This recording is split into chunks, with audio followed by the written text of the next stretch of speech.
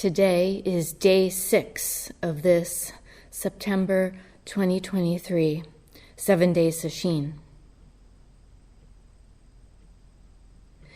And we're going to take a look at a koan, case number 89 of the Shoyoroku, the Book of Serenity. Dongshan's No Grass. So let's read the case and then we'll get into some biographical material. Dongshan said to the assembly of monks, "It's the beginning of autumn, brothers, and now that the summer training period is over, some of you will go east and some west. But you must go at once to where there is no grass for 10,000 miles. And then after a pause, Dongshan then added, "But how can you go to where there is no grass for 10,000 miles?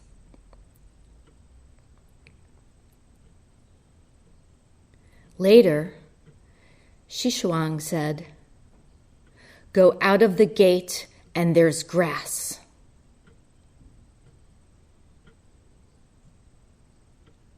Still later, Dayang said, "I'd say even not going out the gate, there's grass everywhere."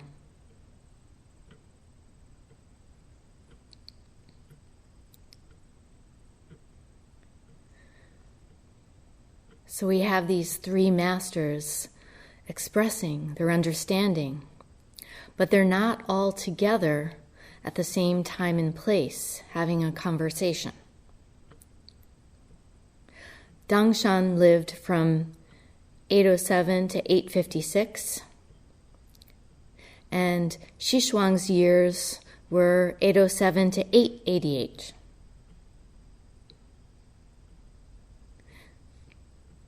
They were not only contemporaries, but they were disciples of the same master. And then the third one, Dayang, lived from 943 to 1027.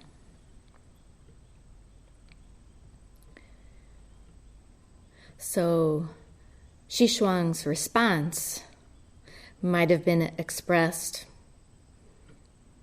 who knows, maybe a few weeks or months later, after Dongshan gave his instruction to the monks, while Dayang's would have been some 100 years after that.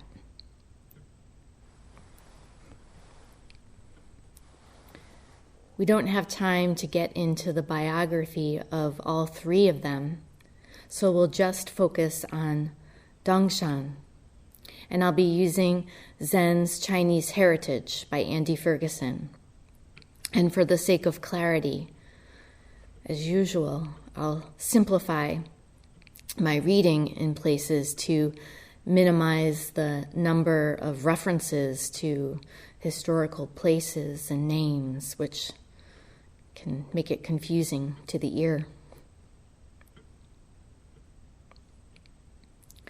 Dongshan is one of the most important teachers of the Tang Dynasty and the so-called Golden Age of Zen. He is recognized as the founder of the Caodong school of Chan.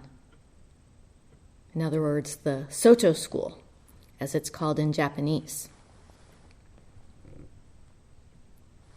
And Andy Ferguson begins with a story from Dongshan's youth.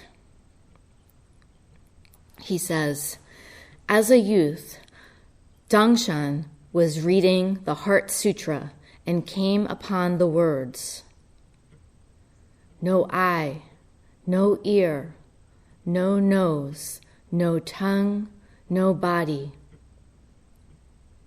And he asked his teacher, "I have eyes ears, a nose, and so on. So why does the sutra say there is none?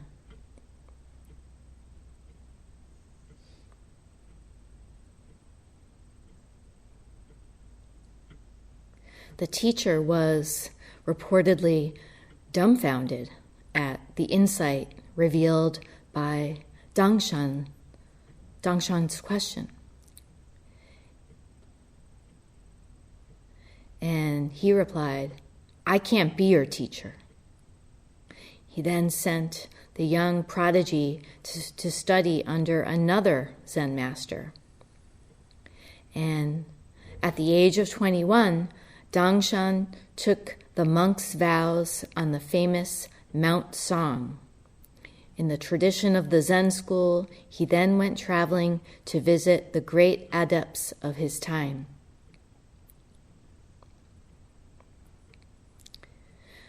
Mount Song is located in a remote mountain range in northern China.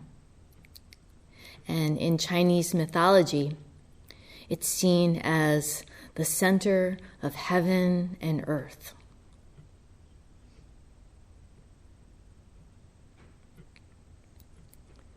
And what follows is an excerpt from the record of dialogues involving Dongshan.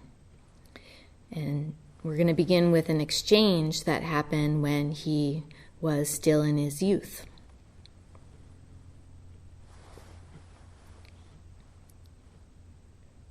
Dongshan first went to see Zen master Nanshuan.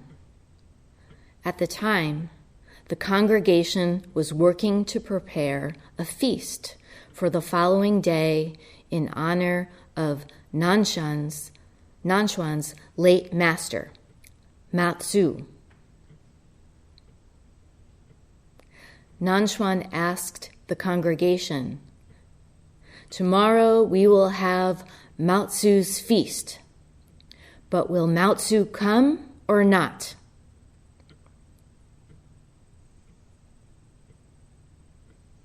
So Matsu was already dead, and here Nanshuan is asking the monks if Matsu will attend the feast held in his honor.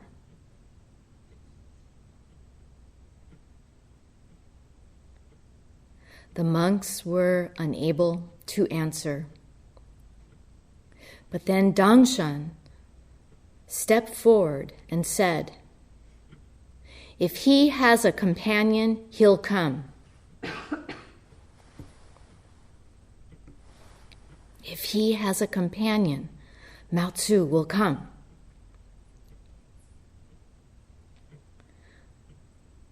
We can just imagine in doing this, Dongshan not only demonstrated some real spunk, but he also understood at this young age the interrelationship between a teacher and a student.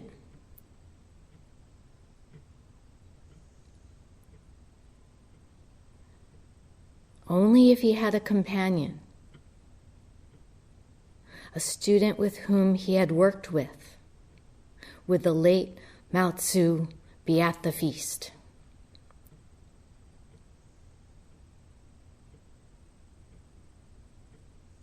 What we call a teacher and a student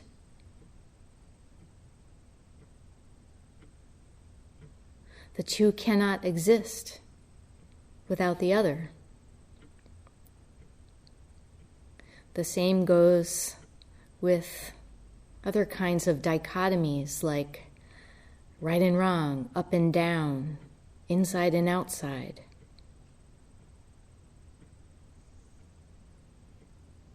They're interwoven. When Nanshuan heard Dongshan's statement, he approved and said, "Though this child is young, he's a gem worthy of polishing." To which Dongshan replied, Master, don't crush something good into something bad.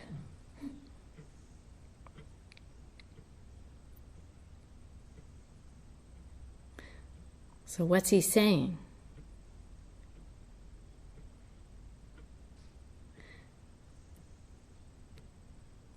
He appears to be saying that a gem, that is, a student, doesn't need polishing, doesn't need refinement. After all, a gem is already perfect, just as it is.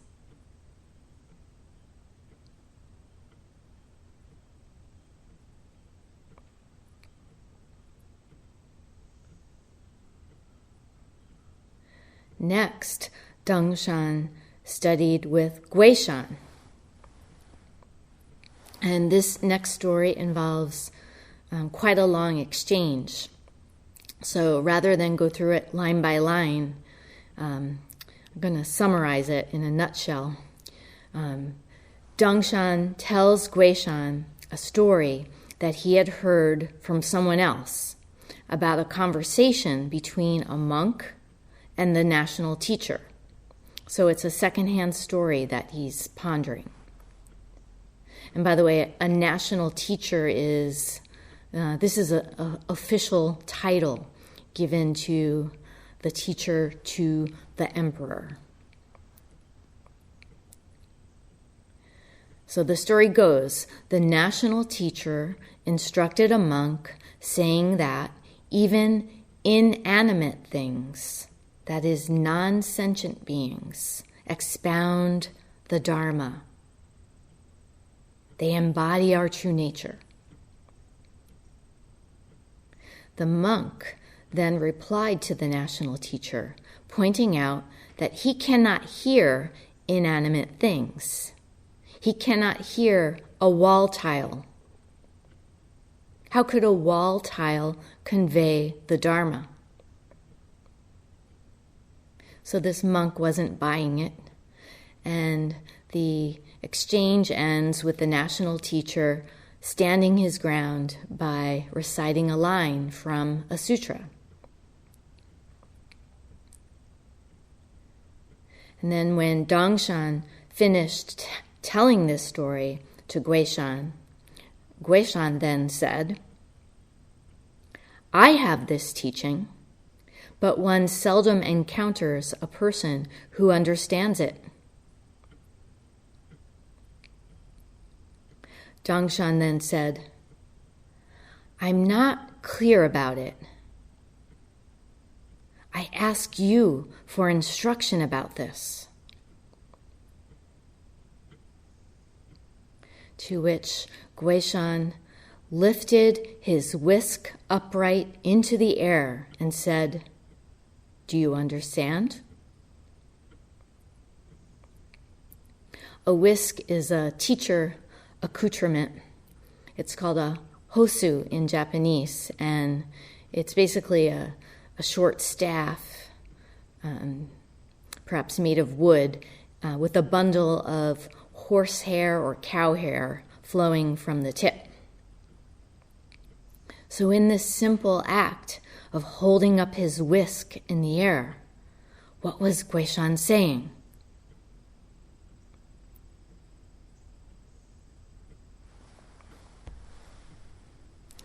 Dongshan said, I don't understand. Please explain it to me, Master.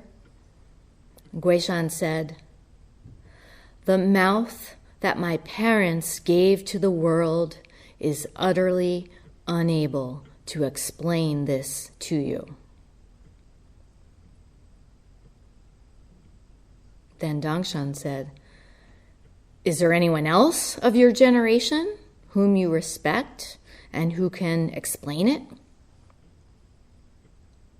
So Dongshan, he's persistent, and he sounds kind of desperate. He's saying, please, is there someone else? If you can't help me, is there someone else who can help me understand? Guishan then advised Dongshan to go see another teacher, Yunyan, for insight on his question. So Dongshan goes to see him.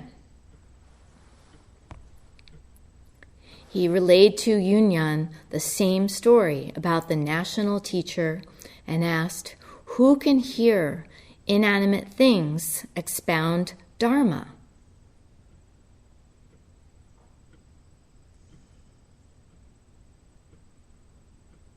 Who can hear a wall tile, a flower, or a cushion expound our true nature?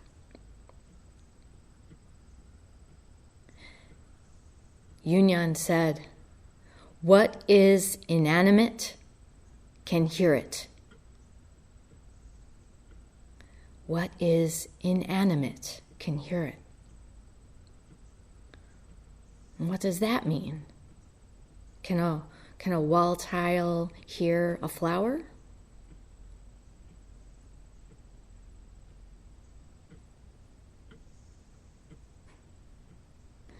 Then Dongshan said, can the master hear it or not? Yunyan replied, if I could hear it, then you could not hear me expound Dharma. Dongshan came back. Why couldn't I hear you? And Yunyan held up his whisk and said, can you still hear me or not? So he does the same action as Guishan.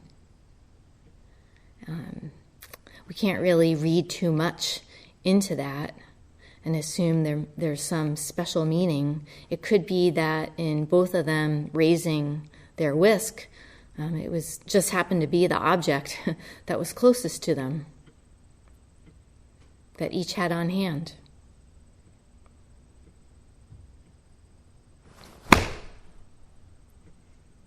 Can you hear it?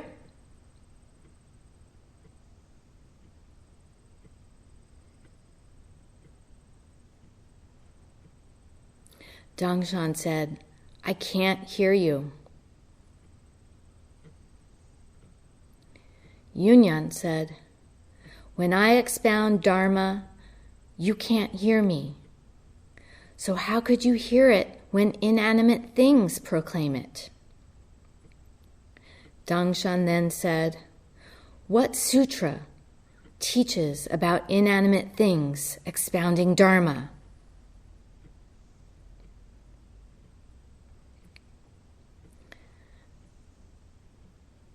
Dongshan's persistence shows that he was really absorbed in this, absorbed in the questioning, even though he was still looking for an explanation from the teacher, looking outward. Okay, you won't tell me, then what do the sutras say? And interestingly, as the story continues, Yunyan then replied by reciting a line from a sutra, kind of giving Dongshan what he was asking for, an explanation. But we shouldn't see that as necessarily unskillful. Yunyan was meeting Dongshan right where he was in that moment. So Yunyan said, haven't you seen that in the Amitabha Sutra it says, the lakes and rivers, the birds, the forests, they all chant Buddha. They all chant Dharma.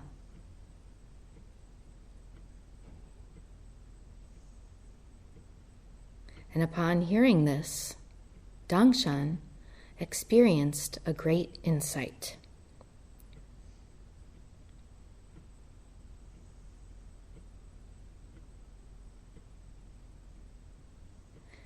Everything embodies our true nature. trees, windows, airplanes, birds, toothbrushes, teacups, and wall tiles. Each thing has its place.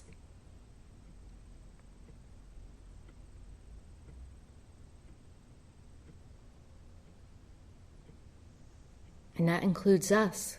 We have our place. Dongshan then wrote a verse about his insight. How incredible, how incredible. Inanimate things proclaiming Dharma is inconceivable. It can't be known if the ears try to hear it. But when the eyes hear it, then it may be known.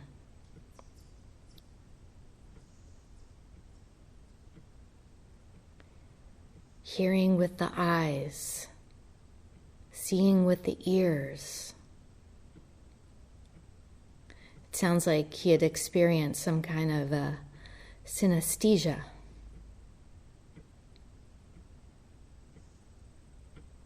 A union of senses.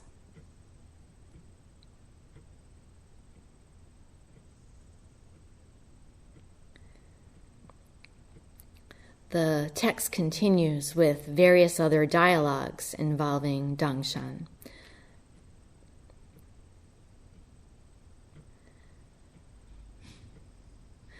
But instead of getting into those, we'll go to the case.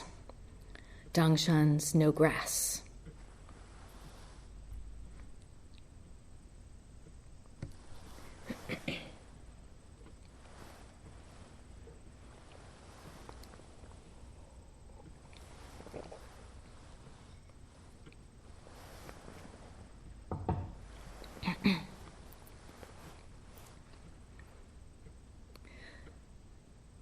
Again, Dongshan said to the assembly of monks,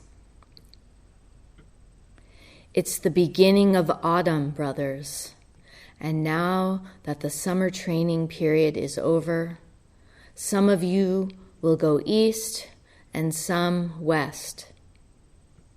But you must go at once to where there is no grass for 10,000 miles. Then he added, "But how can you go to where there is no grass for 10,000 miles?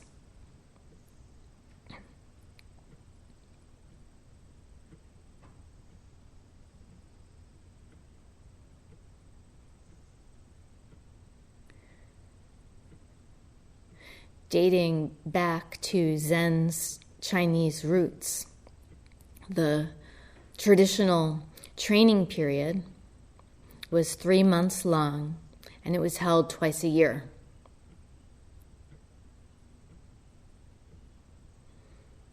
And for the length of the training period, the monks would pretty much stay within the enclosure of the monastery and practice together for 90 days.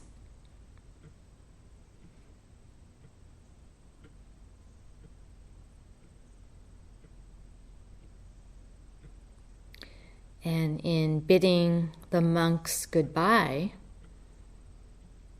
as the period of training ended, and as they were about to disperse and set off in different directions, Dongshan said, "You must go at once to where there is no grass for 10,000 miles. What is this place of no grass?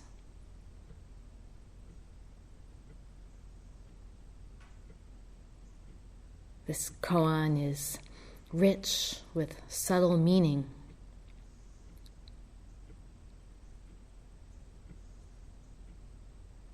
But if we were to interpret it simply from the vantage point of the context, we could see that Dongshan was offering parting advice to the monks as they were about to leave,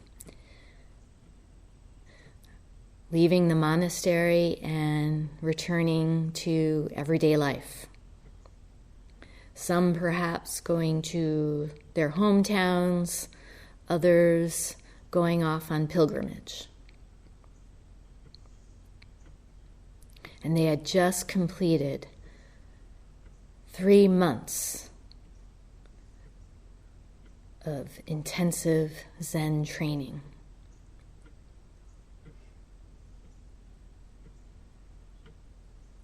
By that point, they would have cultivated a significant level of absorption in their practice.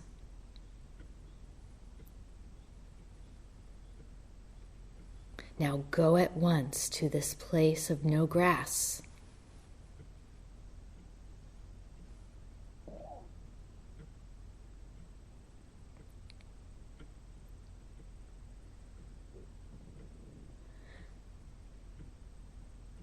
And sometime after Dongshan had given this instruction to the assembly, Shishuang said, "Go out of the gate, and there's grass." So no sooner than you step foot out of the monastery gate, you're going to find grass.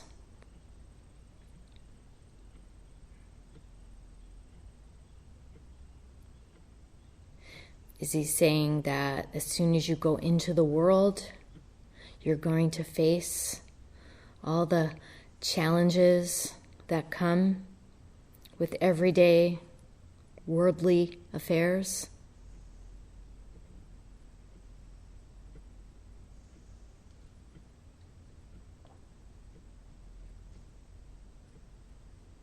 Including working with thoughts, attachments, cravings, delusion of all kind.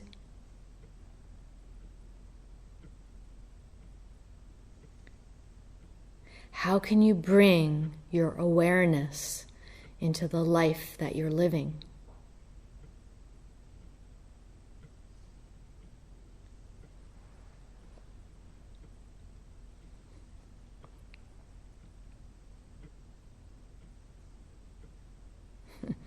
Perhaps we could substitute grass for weeds or dandelions, which we've been conditioned to regard as unsightly and unacceptable.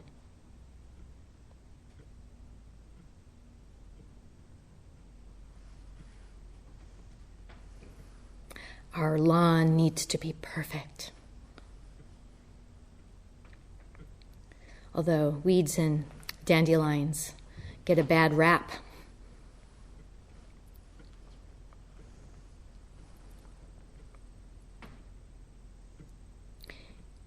Each one of us has to work our way through the weeds or the grass in order to experience this place of no weeds, no grass.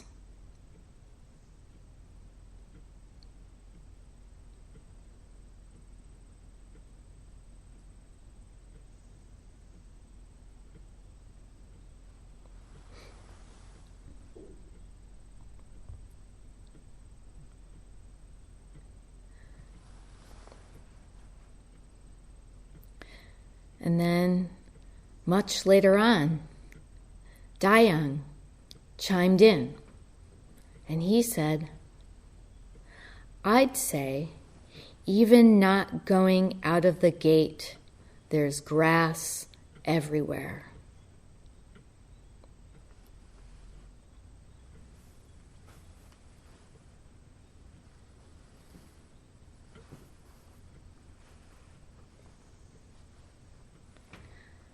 So, forget about going beyond the monastery gate. Grass is everywhere, inside and outside. How are you going to work with that?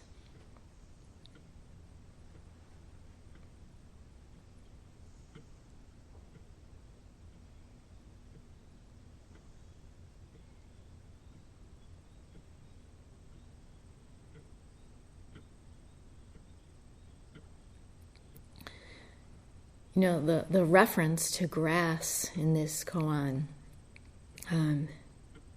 is intriguing. It's something that the student working on it needs to decipher. And there can be more to it than mere advice to the monks.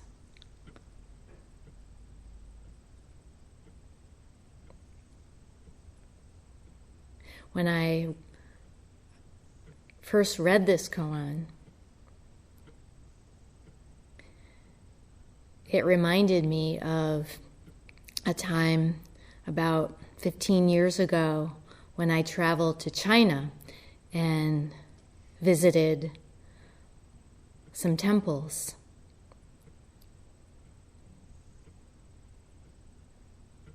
If you've ever traveled to China and visited a temple or just seen photos,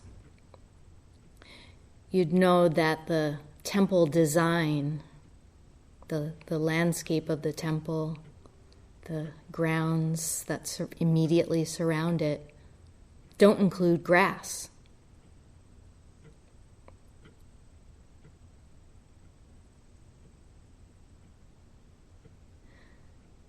The temple I went to was on a famous mountain, Mount Ume, located in the Sichuan province, not far from Chengdu, the city of Chengdu. And I was there mainly as a professor leading a group of students on a study abroad program.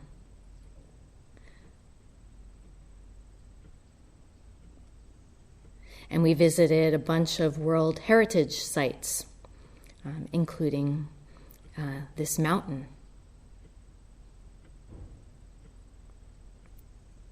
So this particular temple on the mountain involved a long trek upwards.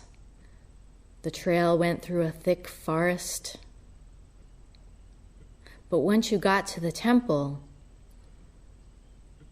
grounds themselves were barren, very, very simple and stark in appearance. There was a spacious courtyard, and it had a floor made of tile, stone tile. And there wasn't a single blade of grass in that courtyard sticking up between the tiles, let alone much greenery. Even though it was in a very remote location, surrounded by forest. It actually had a feel similar to our courtyard here at Chapin Mill.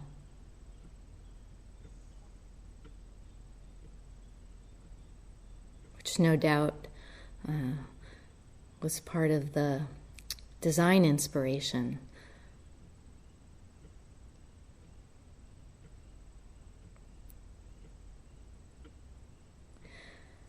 So, what does Dayang mean in saying that the grass is even inside the gate, not just outside?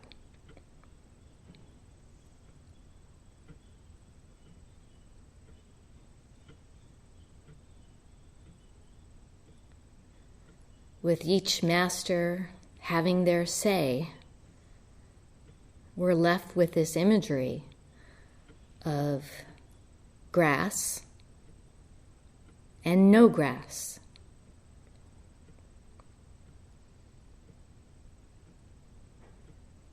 What is this place?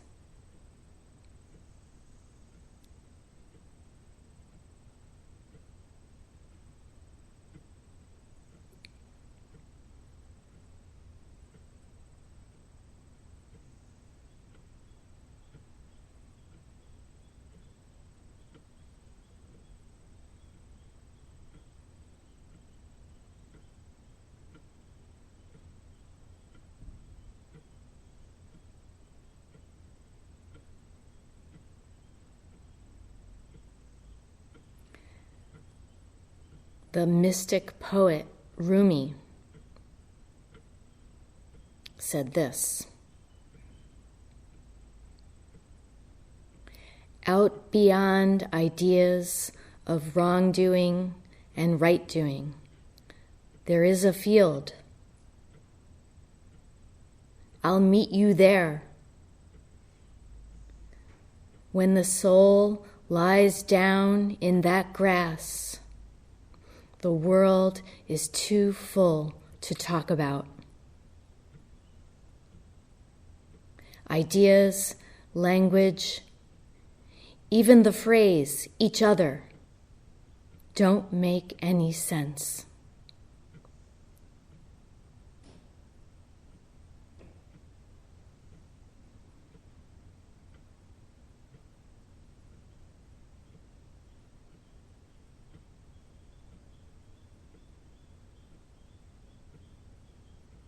This place, this field, is not off in some faraway land.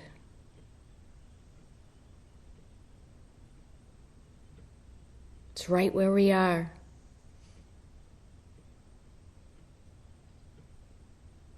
Right here.